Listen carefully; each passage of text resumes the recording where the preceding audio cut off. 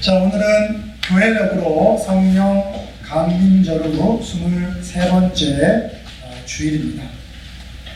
오늘 우리가 함께한 이 마태복음 14장의 본문은 우리가 잘 알고 있는 본문이죠. 바로 물 위를 걸으신 예수님에 관한 말씀이 오늘 본문의 말씀이라고 할 수가 있습니다. 자, 오늘 본문을 좀 여러분께 말씀을 드리자면, 예수님께서는 그 오병이어의 사건 아시죠? 물고기 2마리와 떡 5개를 통해서 놀라운 이적을 행하신 그 사건 후에 제자들에게 무엇을 명령하시냐면, 배를 타고 갈릴리 호수를 먼저 건너갈 것을 예수님께서 명령을 하시죠.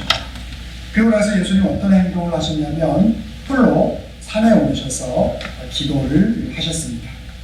자, 그런데 오늘 본문에 따르면 날이 어두워지고 풍랑이 크게, 갈릴리 호수의 풍랑이 크게 일게 되자 이 제자들이 타고 있던 배가 더는 앞으로 나아가지 못하게 되었다고 오늘 본문은 우리들에게 말씀하고 있죠. 그리고 새벽이 가까워 올 때쯤에 예수님께서 그 제자들을 향해서 호수를 걸어서 나아가게 되는 것을 오늘 본문 우리들에게 말씀하고 있죠.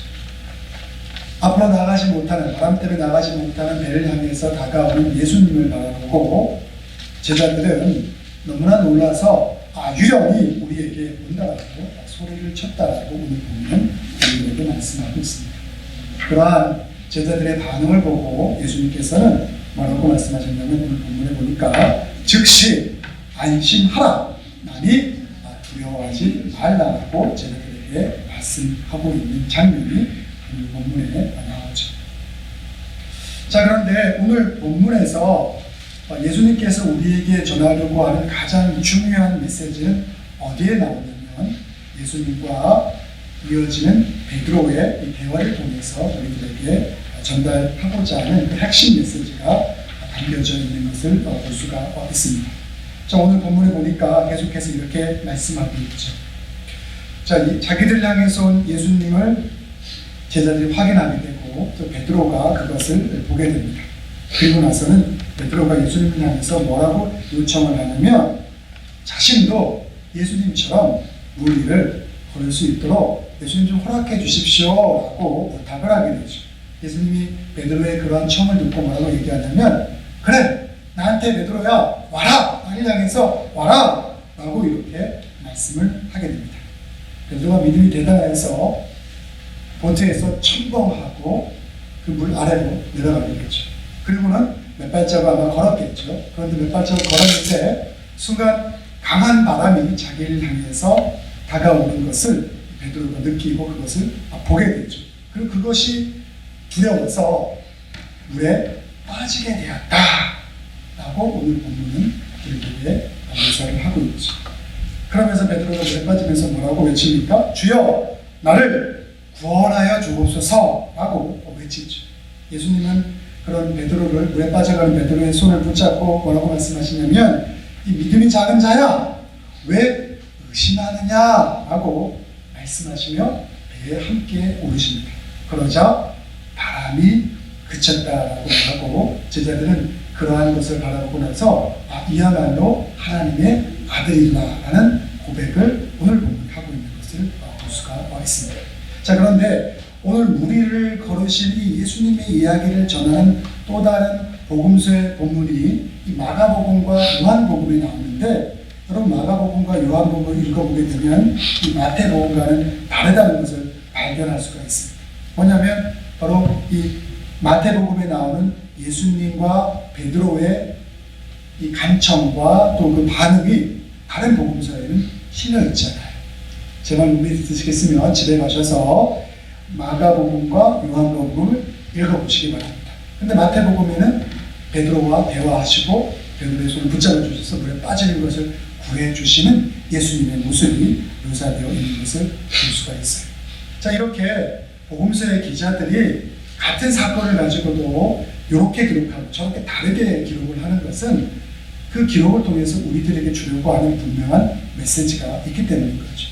베드로의 이야기가 마태복음서에 나오는 것은 베드로와 예수님과의 대화를 통해서 우리들에게 분명하게 전달하고자 하는 그런 핵심적인 메시지가 담겨 있기 때문에 그 내용을 부가적으로 더 우리들에게 들려주고 있는 것이죠. 자, 여러분, 베드로의 원래 이름이 뭔지 아시죠? 뭐죠? 시몬이죠. 시몬.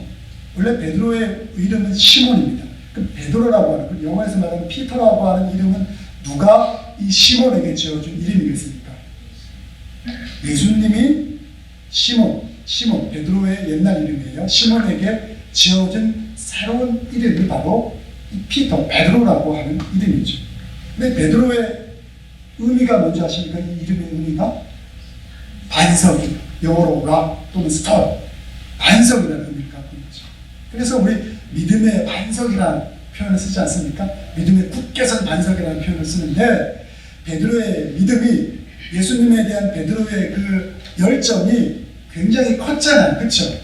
그래서 빌립보에서 가이사랴에서도 제자들이 사람들이 나를 누구냐라고 얘기했을 때 여러 가지 반응을 보이는데, 베드로는 살아계신 하나님의 아들 그리스도라고 고백하잖아요. 그 믿음이 참 크다라고 하면서, 이 시몬, 너의 이름 앞으로 시몬이라고 하지 말고 믿음의 반석, 이 대단한 의미에서, 그런 믿음으로 굳건하게 살라는 의미에서 이 베드로라고 하는 이름을 주시잖아요. 그게 예수님이 지어준 이름이죠. 그래서 베드로 하면 믿음을 상징하는 대표적인 예수님의 제자라고 할 수가 있어요. 그런데 오늘 예수님과 베드로의 이 대화를 보게 되면 베드로에 대해서 예수님이 뭐라고 칭하는 걸 볼 수 있냐면, 믿음이 작은 사람이다, 리들 페이스를 가지고 있다라고 말씀하고 있는 것을 볼 수가 있어요. 왜냐하면 베드로가 예수님 말씀 듣고 물에 뛰어내려서 몇 발자국 걸어서 예수님께 나가려고 하는 것은 좋았는데, 그러다가 강한 바람이 불어오는 것을 보고 그것을 느끼고 그것을 바라보는 순간에 거기에 확신과 믿음이 흔들리기 때문이죠. 그런데 이렇게 확신과 믿음이 흔들리는 것은 비단 베드로만 그러겠습니까?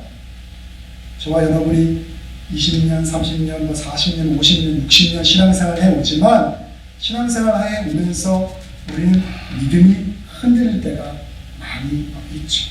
그래서 이렇게 믿음이 흔들리는 것, 우리가 삶에 있어서 갈피를 붙잡고 갈팡질팡하는 것은 비단 베드로에게만 있는 것이 아니라 육신을 가지고 인생을 살아가는 모든 사람들에게 적용되는 문제라고 할 수가 있죠. 자, 그렇다면 오늘 베드로의 믿음을 흔들어 놓은 것이 바람인데, 과연 그 바람이 우리들에게는 어떤 것이겠습니까? 과연 바람이 우리들에게 상징하는 것, 바람이 우리들에게 말하고 있는 우리 믿음을 흔들어 놓는 것들은 무엇이겠습니까? 우리가 신앙생활하면서 우리의 믿음의 성장을 막는 많은 것들이 있죠. 그 첫째를 우리가 생각해 본다면, 우리가 살아가는 이 현실이, 실제적인 현실에서 우리가 경험하게 되는 이 의식주의 문제를 해결하기 위해서 경험하게 되는 많은 실제적인 필요와 문제들이 우리들에게는 모여 있죠. 그래서 병이 들고 경제적으로 어렵고 믿었던 사람들에게 배신을 당하고 또 트라우마를 남기는 큰 사고를 당하게 되면 우리의 믿음이 흔들리게 되죠. 근데 이런 것이 그냥 단순히 한 번으로 끝나는 것이 아니라 우리 인간의 삶 속에서는 지금도 우리의 삶 가운데 이러한 일들은 계속해서 일어나고 있는 것이죠. 그래서 이런 것들이 우리 신앙생활에 큰 도전이 되죠. 또 신앙인에 있어서 우리의 믿음을 잘하지 못하게 하는 두 번째 요소는 무엇이냐면, 우리의 삶 속에서 기쁨과 즐거움과 행복이 있어야 돼요. 그렇지 않습니까? 여러분 오늘 아침에 맛있는 거 드셨습니까? 네, 맛있는 음식 먹을 때 행복하잖아요.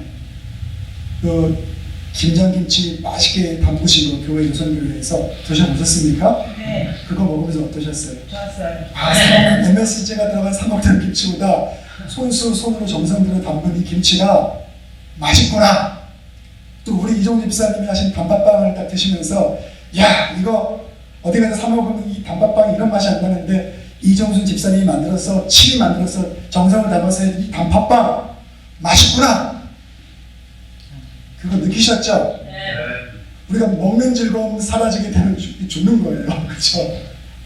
이 즐거움이 있는 거예요. 기쁨과 즐거움을 우리 삶 속에서 우리가 늙힐 수 있어야 됩니다. 그래서 먹는 것을 통해서든 아니면 내가 좋은 옷을 입는 것이든 아니면 내가 오늘 머리를 좀 예쁘게 했는데 누가 좀 알아봐줘서 야 비싼 돈 주고 머리 했는데 알아봐주면 기분 좋잖아요.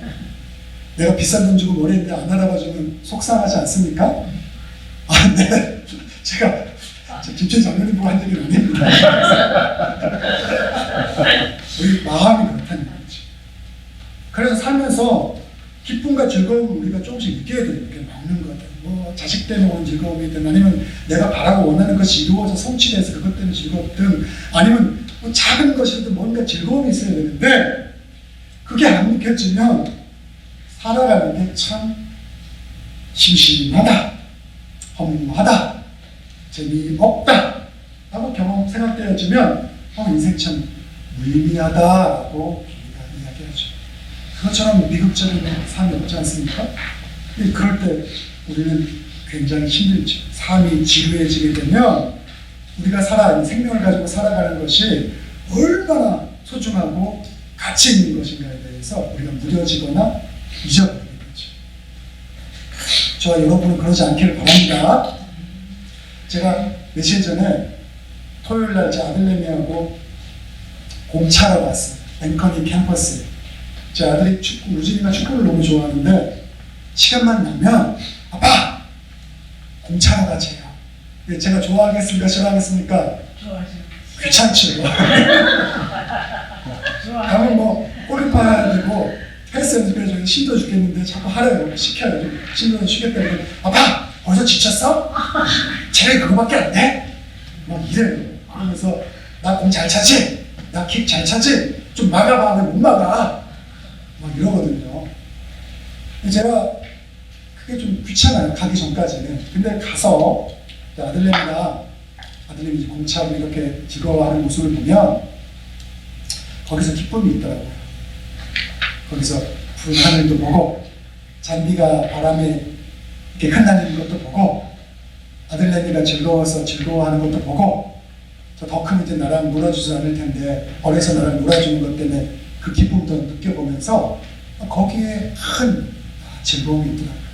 그 인생에 대단한 즐거움이 있는 게 아니라 그런 게 정말 즐거운 거구나. 저는 물론 가기 전까지 이게 귀찮지만 가서는 참 행복하다. 이게 인생의 즐거움이구나라는 것을 고백을 합니다.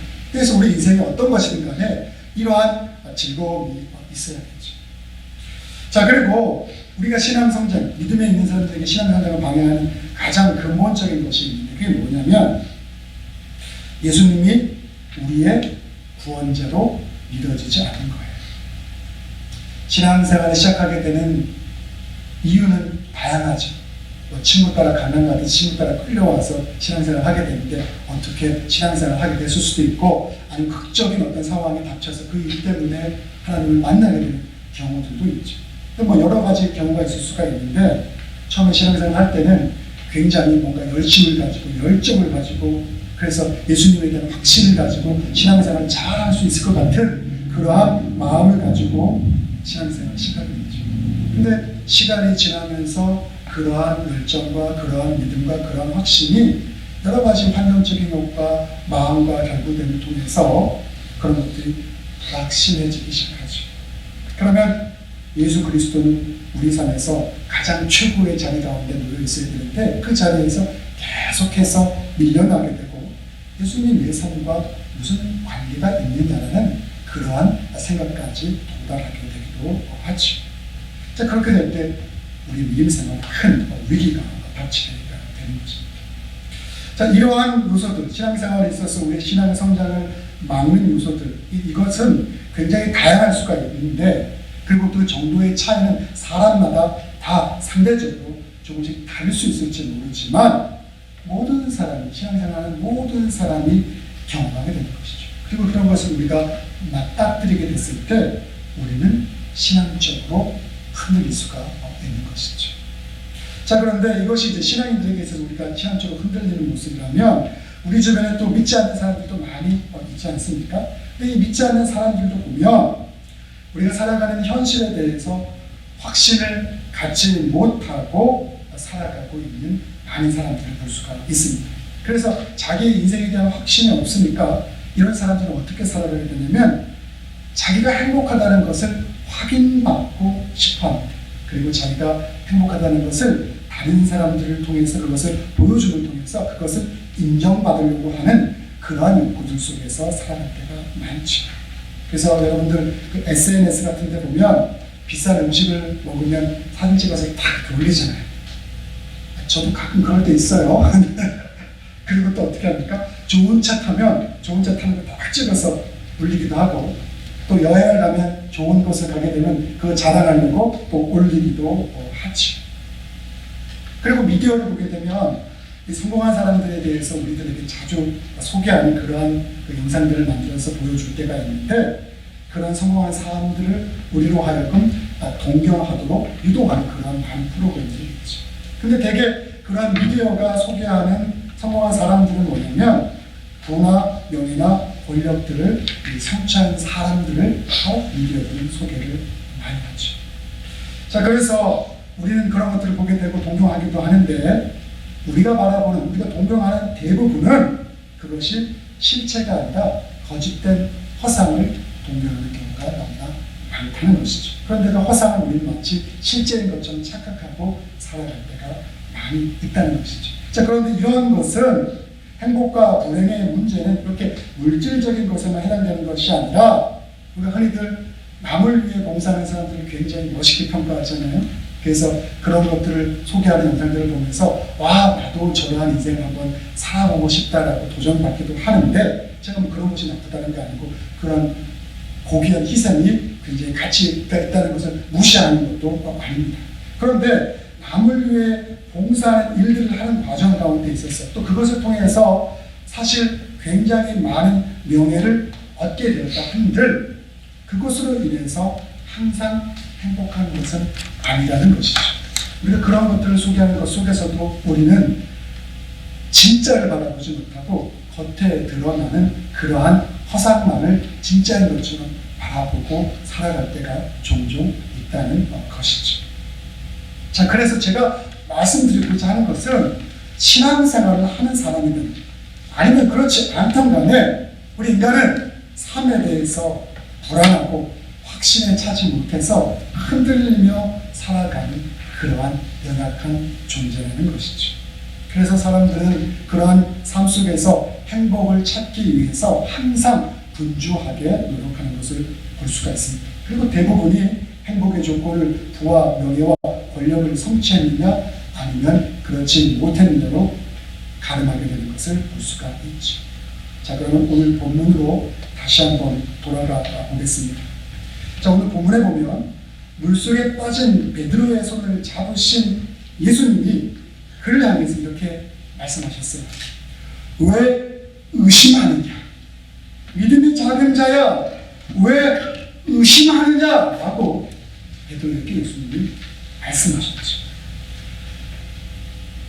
의심은 믿음이 작은 사람의 신앙적 태도를 가리키는 그러한 단어라고 할 수가 있죠. 근데 오늘 본문의 의심이라고 하는 헬라어가 뭐라고 되어 있냐면 디스타사스라고 되어 있어요. 이 헬라어가 어떤 의미를 담고 있냐면 두 가지 길을 동시에 가고 싶어하는 것을 가리키는 것입니다. 두 가지 길을 동시에 가고 싶어하는 것이 바로 의심이다. 이게 도대체 무슨 말일까요? 자, 베드로에게 한번 적용을 시켜볼게요. 베드로가 보트를 향해 다가오는 예수님을 보셨죠. 그리고 열정과 믿음이 있는 베드로가 예수님을 향해서 담대하게 주님, 저도 주님께 갈 수 있도록 좀 허락해 주세요. 물에서 좀 걸어서 주님께 갈 수 있도록 좀 허락해 주세요 하고 담대하게 아주 외쳤죠. 그리고는 뛰어내렸습니다. 그러면 그 예수님만을 향해서 예수님만을 바라보고 그 길만을 향해서 가야 되는데 몇 발자국 가다가 강한 바람이 그를 향해서 오게 되는 것을 경험하고 그것을 보게 되니까 두려움이 그를 향해 찾아왔다는 거죠. 예수님을 향해 그분만을 바라보고 전적으로 나가야 되는 길과 그것을 바라보지 않게 되었을 때 바라볼 수밖에 없었던 바람이 불어오는 그 두 길을 가게 될 때 그것이 바로 의심이다 라고 말씀하고 있는 거예요. 그 헬라어 디스타사스가 바로 그러한 의미를 담고 있는 거예요. 두 가지 길을 가려고 하는 거예요.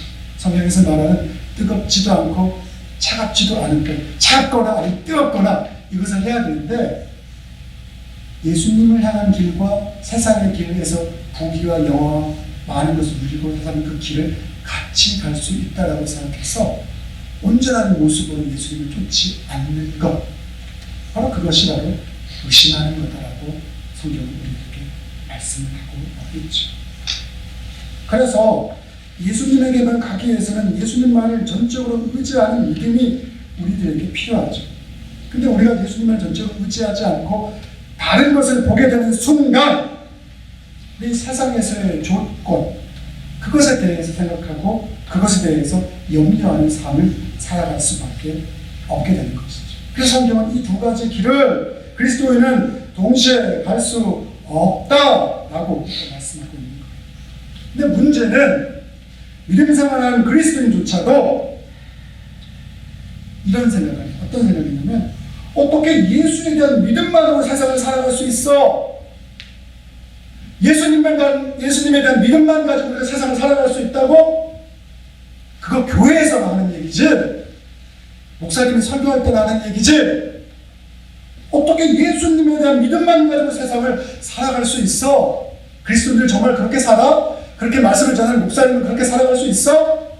라고 우리는 생각할 때가 많죠. 저 여러분 마음속으로 어떻게 생각하는 사람이 있습니까? 그런데 성경은 그런 생각을 하고 살아가는 사람을 믿음이 작은 자, 의심하는 자라고 분명하게 말씀합니다. 그런 생각을 가지고 살아가는 사람은 믿음이 작은 자요, 의심하는 자라고 성경은 분명하게 말씀합니다. 오늘 본문은 예수님에 대한 전적인 믿음의 길로 나아가는 우리에게 강력하게 권면합니다. 오늘 본문에서 물에 빠진 베드로는 주여 나를 구원하소서 라고 외쳤습니다. 주여 나를, 이병헌 목사님을 구원하소서. 여러분은 여러분의 이름을 거기에 댈 수 있겠죠. 주여 나를 구원하소서. 물에 빠지면서 베드로가 외친 이 모습은 우리가 우리의 삶의 구원을 위해서 아무것도 할 수 없는 무기력한 존재라는 사실을 분명하게 보여주고 있습니다. 근데 우리는 너무나도 교만해서 우리의 연약함을 잘 인정하지도 못하고 하나님의 절대성에 대해서 잘 인정하지도 못합니다. 이것이 우리의 문제죠. 인간은 스스로 자신을 구원할 수 없습니다. 그런데 스스로 구원할 수 있다라고 우리는 때때로 생각하고 믿죠. 예수님만이 우리를 구원할 수 있습니다. 예수님만이 물에 빠져가는 우리의 손을 붙잡아 주실 때 우리는 구원을 받을 수 있습니다. 저와 여러분도 예수님만이 우리를 구원해 주셨고 그분만이 우리에게 참된 생명이 될 수 있습니다. 여러분 진짜 그걸 믿으십니까? 네. 자, 그렇다면 이제 분명한 것은 우리의 모든 인생을 예수님께 전적으로 맡길 수 있느냐 아니냐가 가장 중요한 것이죠. 그래서 우리의 믿음 생활 가운데 가장 중요한 것은 우리가 예수님과 지금 어떤 관계 가운데 있느냐는 것입니다. 어떤 관계? 즉 다시 말해서 우리의 운명을 완전하게, 우리의 삶을 완전하게 주님께 맡길 수 있는 관계인가? 아니면 그렇지 않은 관계인가? 이것에 대해서 우리는 답을 할 수 있어야 합니다. 제가 옛날 신학교 다닐 때 신학 가르치는 교수님이 목사로서 제대로 사역을 감당하지 못하고 하나님을 제대로 된 종이 못할 거면 배추 장사라고 했거든요. 배추 장사. 저는 그 말 고지 못대로 믿었어요. 그래서 그런 데에 있어서 흠이 있으면 배추 장사를 해야 된다고 생각했어요. 여러분 제가 여기서 지금 우리의 운명을 완전히 맡길 수 있는 관계냐 아니면 그렇지 못하냐 여기 답을 해야 된다고 이렇게 말씀을 드렸는데 혹시라도 여기에 있어서 나는 전적으로 맡길 수 없다라고 그렇게 답을 하시는 분들도 그것 때문에 너무 절망하거나 실망하지 않으시기를 바랍니다. 제가 배추 장사 해야 된다 그래서 진짜 시험을 관뒀잖아요. 여러분, 그런 실수를 범하시면 안 됩니다. 그래도 끝까지 주님을 향해서 나갈 수 있기를 주님께서는 바라시고 원하십니다. 자, 그런데 예수님을 잘 믿어야 한다는 말이 현실로 와닿지 않은 분들이 우리의 삶 속에는 많습니다.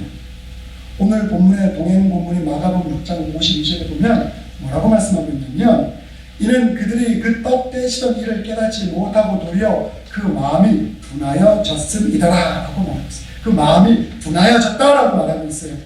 예수님께서 우리를 걷고 바람을 잔잔하게 하고 500여의 기적을 일으키셔서 놀라운 이적을 보여주심을 통해서 그분이 하나님의 아들인 것을 분명하게 보여주심에도 불구하고 그것을 본 그 마음이 둔하여져서 예수님을 하나님의 아들로서 인정하고 받아들일 수 없는 제자들의 그 모습을 묘사하고 있는 구절이죠. 진실로 예수님이 내 삶의 구세주로 고백되어지지 못하는 분들은 마음을 열고 주님의 자비를 구할 수 있는, 우리의 삶 가운데 자비를 베풀어 달라는 기도를 할 수 있는 모두가 되기를 간절히 바랍니다. 주님, 우리의 기도에 능수능란한 미사여구가 들어간 것, 많은 시간을 쓰는 것들, 그런 것들 귀하고 소중하지만 우리의 진실된 마음을 보십니다. 우리의 진실된 마음의 한마디가 하나님을 향한 진실을 담고 있다면 반드시 주님은 그 한마디에 응답하시는 자비로우신 분입니다. 우리가 그러한 모습으로 우리의 구주를 찾을 수 있어야 하는 것이죠. 그러나 반드시 성령님께서는 우리의 이 가난한, 우리의 이 곤고한 기도를 들으시고 응답해 주실 줄 믿습니다. 자, 이제 말씀을 좀 정리하고자 합니다. 예수님이 우리에게 주신 생명과 구원의 약속을 신뢰하시기 바랍니다. 신뢰하시기 바랍니다. 아멘 하시면 더 큰 믿음이 여러분 가운데 있게 될 줄을 믿습니다. 자, 그리스도 신앙은 복잡하지 않습니다. 굉장히 심플하고 단순하죠. 인간의 삶은 주님과 어떤 관계 가운데 있느냐에 따라서 결정됩니다. 여러분은 예수님과 어떤 관계 가운데 있습니까? 반석이라는 이름의 의미를 가진 베드로는 예수님의 손에 이끌려 물속에서 건진받고 배에 함께 오른 경험을 간직하고 있습니다. 죽어가는 저와 여러분의 삶 속에서 우리를 건져 올리신 예수님에 대한 경험이 있습니까? 아멘. 그런 경험이 풍성하게 있기를 바랍니다. 자, 그리고 그러한 경험이 있다면 그것을 마음 깊이 새기시기 바랍니다. 그리고 생생하게 그것을 날마다 기억하게 되기를 바랍니다. 그래서 그 기억이 살아나서 우리의 인생이 믿음 가운데 흔들릴 때마다 주님께서 내 생명과 내 구원을 허락해 주시고 약속을 허락해 주셨다는 사실, 그것에 대한 생명과 구원에 대한 약속을 허락해 주셨다는 사실을 의심하지 않고 그것을 온전히 믿고 나갈 수 있는 저와 여러분 모두가 되기를 간절히 바랍니다. 아멘. 그럴 때 주님의 평화와 은총이 우리의 삶 가운데 함께할 것입니다. 아멘. 이것이 신앙생활에 우리가 누릴 수 있는 가장 귀한 복입니다. 이 복을 누릴 수 있는 저와 여러분 모두가 되기를 간절히 바랍니다. 아멘. 기도하겠습니다. 사랑과 은혜가 많으신 아버지 하나님, 우리를 구원해 주셔서 너무나 고맙고 감사합니다. 우리가 그 구원의 경험을 극적으로 하였거나 또는 그 경험을 하지 못하였거나 주님께서는 변치 않고 우리를 사랑하시고 우리를 이끌어 주시길 원하시고 우리의 삶 가운데 참 생명을 허락하길 원하시는 분의 사실을 우리가 알고 있습니다. 주님, 마음을 더 크게 열고 굳어진 마음이 아니라 더 보다 큰 마음으로 그러한 주님의 놀라운 사랑에 응답할 수 있는 저희 모두가 되어질 수 있도록 역사해 주시옵소서. 주님이 구원해 주셔서 살아났고 주님이 함께 해주셔서 오늘도 이 인생을 살아갈 수 있음을 고백합니다. 주여 저희를 불쌍히 여겨 주시옵소서. 이 모든 말씀 예수님의 이름으로 기도드렸사옵나이다. 아멘.